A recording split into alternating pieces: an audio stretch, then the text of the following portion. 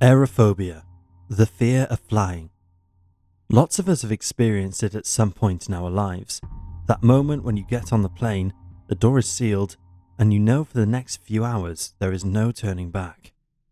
That realization that once you are in the air, the only way you can go is down. According to Dr. Arnold Barnett, professor of management science and statistics at MIT, a person would have to fly on average once a day, every day, for 22,000 years before they would die in a US commercial airplane accident, according to recent accident rates. This kind of reassurance may help us take that initial step onto such aircraft. But what if the plane you were going on was targeted and shot down by another human being? Unfortunately, this horrifying scenario befell 269 innocent civilians on September 1st, 1983, as they took their last steps aboard Korean Airlines Flight 007. In this video, we will examine why a passenger flight from New York to Seoul managed to veer off course, ending up in Soviet airspace. Why did no one notice until it was too late? Were the Soviets convinced it was actually a spy plane? What about the 9 years of silence from the USSR? So much to get through in this video as we ask the question, what actually happened to Korean Airlines Flight 007?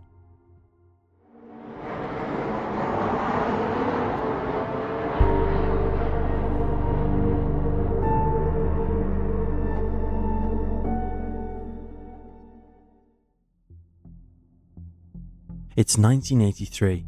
The Cold War is at the height of its ferocity. Tensions between the United States and the USSR are on a knife edge. Yuri Andropov is still in his first year as General Secretary of the Communist Party. Meanwhile, across the divide and approaching his third year of presidency is the charismatic and popular Ronald Reagan. As the summer draws to its close and the early hours of August the 31st begin, Korean Airlines Flight 007 is stationed in Anchorage, Alaska, as it prepares to refuel for the second leg of its journey from New York to the South Korean capital of Seoul. The model of the plane, a Boeing 747, is a key factor when investigating the events of that fateful night and will be discussed later in this video. For now, let us look at the initial facts of the flight itself. It has been well documented and clarified that all 246 passengers and 23 flight crew perished when the plane was shot down over the waters of Sakhalin, Russia's largest island. Before continuing with the events that eventually transpired, it is worth taking a moment to remember the souls of those who lost their lives and to recognize that they are not just a statistic. The majority of people on board were South Korean nationals, but the nationalities ranged from American to Indian and even Swedish. Unfortunately, it was also recorded that 22 passengers were under the age of 12. 1 a.m. The Boeing 747 has arrived in Anchorage International Airport and is refueling before setting off towards Seoul. Around 4 a.m., the plane is back in the air and is heading for its first checkpoint, Bethel. Not long into the journey, the aircraft crosses the International Date Line, which is the imaginary line extending between the North Pole and the South Pole, and which separates each calendar day from the next. So it is now considered September the 1st, according to the position and time zone of the 747. Timing also has a key part to play in the events leading up to the plane's fateful demise, as it was initially normal practice for passenger flights to fly over countries and airspace of what is now the former Soviet Union. However, due to the continuous hostilities between the United States and the USSR, it was considered safer and therefore wiser for such flights to take the longer route and keep within international airspace and waters. Approximately 10 minutes after the plane has set off from its refuel point in Anchorage, it is noted to begin its deviation from the flight path and veer towards the north. Captain Chun Byung-in, First Officer Song Dong-hui, and Flight Engineer Kim Yu-dong are piloting the aircraft and are somehow unaware that after approximately 2 hours of flight time, They have missed their first checkpoint, the city of Bethel, Alaska, by an estimated 12 miles. From here on, the Boeing 747 is on its own flight path, out of range and on its final journey, unbeknownst to all on board. As the plane has now drifted off course, it is now out of all beacon range until it reaches the shores of Japan. At this point, the first warning signs should have been noticed, but unfortunately, it has since been the first debated signs of negligence and conspiracy of the pilots on board.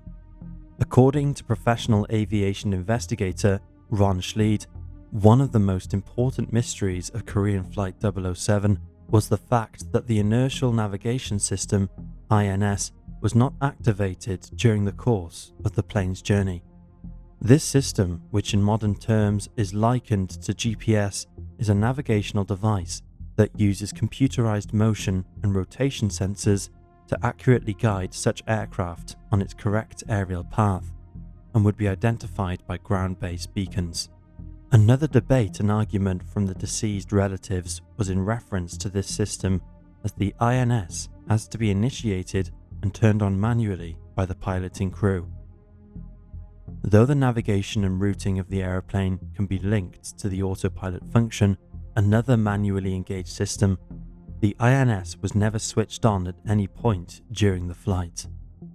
According to Schleid, this inaction on behalf of the pilots is both staggering and bewildering, as common practice would have been to switch both the autopilot and INS models to the on position and to commence on what is known as the R20 path.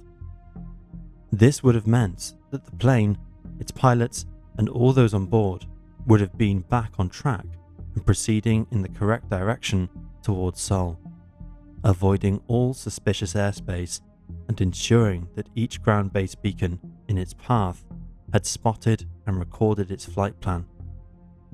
How such an instinctive, common procedure could be completely missed by the pilots, whom, by this time, had already deviated off course and headed straight into unknown and dangerous territory, will always be a topic of discussion. A common question in the pilot's defense at this time has to do with alternative satellite navigation systems and why these didn't seem to pick up the Korean 007 flight as it veered into the Soviet Union's crosshairs. Due to the altitude of the flight, such satellites would have not picked this up, as they are notably designed to study the stars and space. So at this point, as the Boeing 747 reaches Soviet territory, it is not being picked up by radar, beacons, or satellite, and is heavily reliant on the experience and intelligence of the piloting crew. With this being the case, another question is posed. Why hadn't Captain Chung Byung-in or any of his colleagues noticed that they were above land?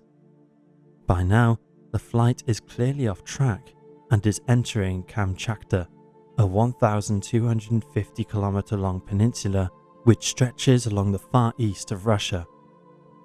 US Attorney Jantina M. Madol, who was part of the victim's legal team in the aftermath of the disaster, stated that part of their case was either the pilots were hopelessly unaware of their position or were trying to fumble their way back towards the Pacific.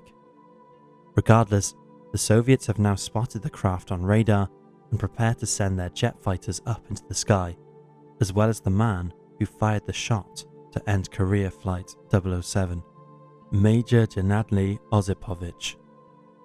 Since the 1962 Cuban Missile Crisis, tensions between the United States and the Soviet Union were at an all-time high. General Secretary Andropov is extremely skeptical of President Reagan's intentions and so concerned of a potential nuclear offensive that jet fighters and other evidence-gathering tactics were used to keep the escalation from turning into an all-out war, or at least to be one step ahead of its enemy if the situation have arisen. We had mentioned earlier about the importance of the type of aircraft that was carrying the passengers on that fateful night in September, a Boeing 747. It is worth noting that during the time of the doomed flight's advancement over Kamchatka, another US aircraft was circulating the area, approximately 75 miles away on a reconnaissance mission to gather information on potential Soviet missile tests. This government spy plane is registered as a RC-135, but before its conversion to this was originally a Boeing 707, a smaller version of the 747. The Soviets were well aware that the Americans were circling the area on a regular basis, and was considered routine on both sides to keep their cards close to their chest in terms of exposing secrets or initiating retaliation. However, the South Korean flight was still unaware that it was well within airspace, which the Soviets deemed too far, and so Su-15 jet fighters were sent to the skies to intercept it. Heading up the interception was Major Gennady Osipovich, who began to receive his orders from his command base upon approaching the passenger aircraft just before 6:30 a.m. Given the orders were General Anatoly Kornikov, commander of the Sokol Air Base, and later commander of the Russian Air Force, who reported his orders to General Valery Kamensky.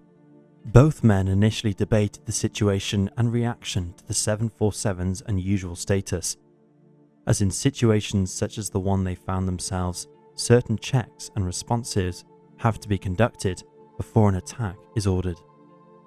One of which is to make visual identification and determine if the aircraft is flashing red-coloured lights. This would indicate that there is passengers on board and not to be immediately considered as a spy plane. The Boeing 747 did indeed project these lights, but General Kornikov was extremely concerned about its current flight path that he disregarded this important detail. Unfortunately, the same can be said for pilot Osipovich, who declared in an interview years later, "I knew this was a civilian plane. But for me, this meant nothing. It is easy to turn a civilian type of plane into one for military use." When asked about informing his command post, Osipovich revealed, "I did not tell the ground that it was a Boeing type plane. They did not ask me." Korean Flight 007's fate was sealed. The next rule of engagement comes in the form of warning shots, which Major Osipovich recalls very well.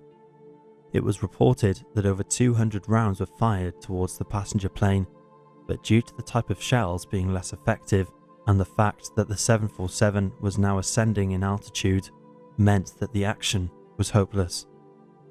The third and final order would be to fire upon the aircraft. As the clock approached 6:27 a.m, the KAL 007 had made contact with Tokyo Air Traffic Control to gain permission to conserve fuel and increase its altitude to 35,000 feet. Autopilot was disengaged and the plane was now cruising over Sakhalin Island. The piloting crew completely oblivious to the interceptor behind them, preparing to fire upon it. With the initial checks seemingly conducted and dismissed, as well as pressure from Kornikov that the flight was about to exit Soviet airspace for a second time since it was spotted on the radar, the order was given to fire. Osipovich locked upon his target and released 2 air-to-air missiles which collided and exploded into the rear of the Boeing 747. "Target destroyed" was the reported response from Osipovich. Retired 747 pilot Hal Ewing attempted, via simulator, to understand the collision, explosion and crash of the Korean passenger flight. A heat-seeking rocket was fired first, followed immediately by a radar-guided missile, which according to Ewing would have completely destroyed the hydraulics of the plane and separate fuel linkage, causing it to plummet, spin and crash. Only once the explosion occurred were the first signs of distress and shock recorded by the pilots on the voice recorder, which would be the beginning of a horrifying descent to the waters below. As the plane was so high in the air at this point, and with the damage being at the rear, it took a shocking 12 minutes for the plane to fall from the sky and eventually strike the waters of Okhotsk, at a terrifying 700 miles per hour. No one could have ever survived such an impact, which left the wreckage and deceased bodies of those on board miles astray from its course. With news spreading quickly of the doomed airliner crash, the fallout was already igniting more tensions between the US and Soviet Union. Ronald Reagan publicly condemned the acts of barbarism, claiming that there was no legal or moral justification for the acts committed by the Soviets. With political propaganda and public denouncements on both sides, Reagan and his team continued to push the narrative that the plane was shot down as an act of provocation. The Soviets pushed back, claiming that they were of the understanding that it was a spy plane sent by the Americans for intelligence gathering. Surprisingly, US intelligence agencies agreed that it could have been miscommunication and therefore a misinterpretation that the Korean flight could have been easily considered to be a spy plane, as there was another reconnaissance aircraft in nearby airspace at the same time. Unfortunately for the souls on board the Boeing 747, the Russians had chosen to follow them instead of the militarized plane nearby. After initially denying the events that took place, the handling of the news reports and release of data to both public citizens and to those seeking the truth from governing bodies and law firms was considered to be frustrating and foolish. Some people believe the orders to broadcast the crash as a plane with no wings which strayed into Soviet territory was due to the failing illness of the leader of the Soviet Union himself, as Andropov would die 6 months after the event in February 1984 with kidney failure.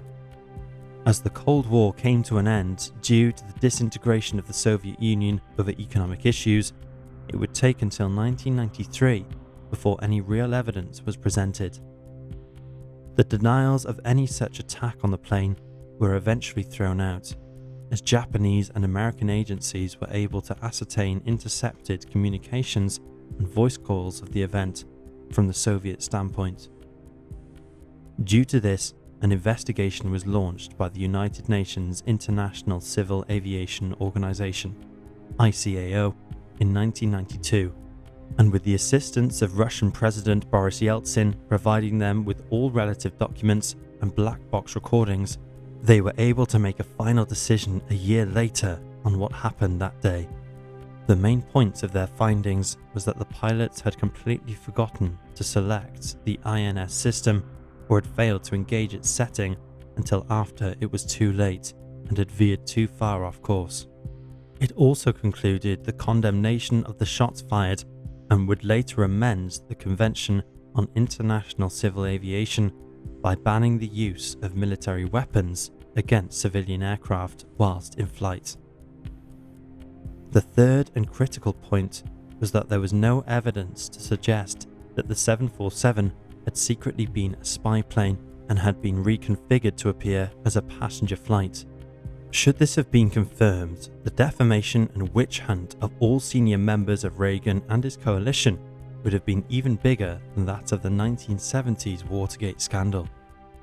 However, this was not the case, and as negligence was found on both sides of the divide, the matter was finally closed. Since the events that took place on that September morning in 1983, many conspiracies have appeared and been discussed. Some believe the plane actually landed and the passengers were taken prisoner, never to be seen again, whereas some are convinced that the flight was shot down during an active combat battle between Soviet and US jets, and a subsequent false report was agreed from both sides to shift and share the blame. Regardless of such stories, we must remember that 269 people died that day, and though rules of engagement may have changed, the Cold War is now over, and certain countries can now live harmoniously, the families of those men, women, and children will never be the same again. So what do you think happened to Korean passenger flight 007? Was it a case of unfortunate circumstances, wrong place, wrong time? Or was something more sinister at play in a world where political games and desire for power disregards the one thing it has sworn to protect: us. Until next time, take care, safe travels, and thank you for joining us.